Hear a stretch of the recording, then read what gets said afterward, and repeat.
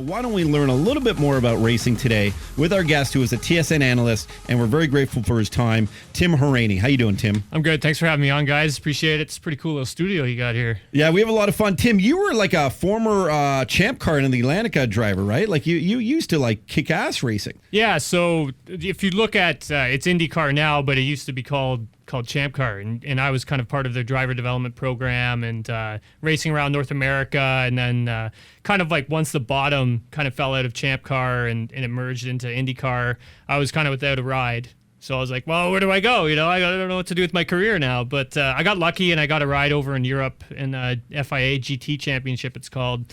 And so I went over there and raced, and that was a learning experience. Living somewhere far away from what you're kind of used to was difficult, but yeah, you know, it's one of those things where you learn, right? You learn about it. So it was an interesting process for sure. So have you been just like a car nut your whole life, like go-karts up to, you know, different levels of racing? Is that because I always hear these stories that you could you know, basically change spark plugs at the age of 2. Yeah. So changing a spark plug at 2 is, you know, kind of pushing it, but, you know, I could probably change the oil on my dad's car or whatever. No, I'm just kidding. I couldn't do any of that stuff. But okay. I was like, you know, I watched Ayrton Senna, who was a Formula One driver, and he's probably one of the best racing drivers of all time. And I would sit on my dad's lap and watch him go one-handed around Monaco trying to control this, you know, 1,000 horsepower beast. And it was just amazing. And I kind of like fell in love with it when I was about, you know, 7 or 8 years old, and got the bug, it's called, and then started racing karts, and from there I was a mechanic. I was actually, my story is a lot different from other racing drivers because,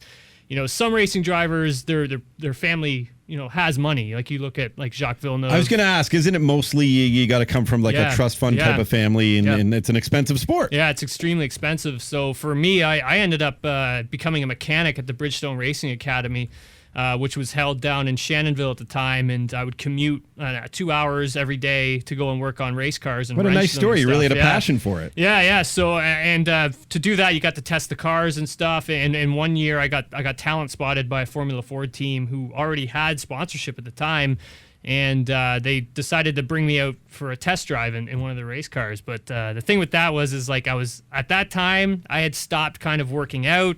I'd stopped kind of doing everything, and I'd put on like 100 pounds. So I was about 285 pounds. So it was like I had to kind of squeeze into this race car. And then the thing with that was I wasn't as fast as I could have been if I was fitter. But, you know, the stipulation on the contract was I had to lose a lot of weight so I could go and race again. But lost about, in total, in a span of like 3 years, I probably lost about 125, 130 pounds. Wow. And weight has a lot to do with how fast a vehicle can go. Yeah, weight does, but just having physical strength, like you have to be strong to be like a racing driver. When you start to go up the levels, the horsepower comes up, but so does the grip level.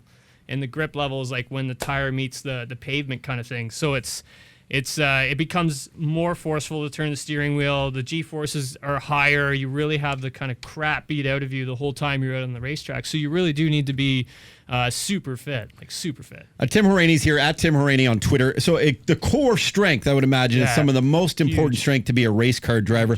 Do you know, does the lame and the average kind of guy who maybe is a good jock, maybe he's a football player, hockey player, whatever, maybe kind of laugh when they hear this kind of stuff, and then maybe have any of these guys ever got behind a car and done a couple laps and going, oh fuck, man, that's just some serious business? Well, as soon as you know, you get that a lot. You get that a lot from people that's like, well, it's easy. I can just jump into my car and go and race around a racetrack, and it'll be super easy. You know, I got air conditioning, I got suspension, power steering, comfy seats, but it's not like that at all. It's physically demanding. Like I said, like, you know, our normal everyday road cars probably have 100 horsepower. We maybe pull not even a G, right? Steering is super easy, turning around a corner at like an easy speed, but like think about like hustling a beast at like, you know, 200 kilometers an hour and stuffing it into a corner and trying to like wrestle this thing around a corner, and it's trying to get away from you and smash into a wall, and you're trying to keep it on the track, and you're concentrating, and you're listening to your team at the same time, and you're trying to manage tires, and you got a guy behind you trying to pass you. So it's it's just a super, super stressful environment, and like you have to be fit to. Jay, compete. he's talking about car racing, not a night at Wicked. Okay, Yeah, that's what I was thinking. I'm like, I love that place. It doesn't put the toll on my body that it does his, though. But you just go about it differently, I guess.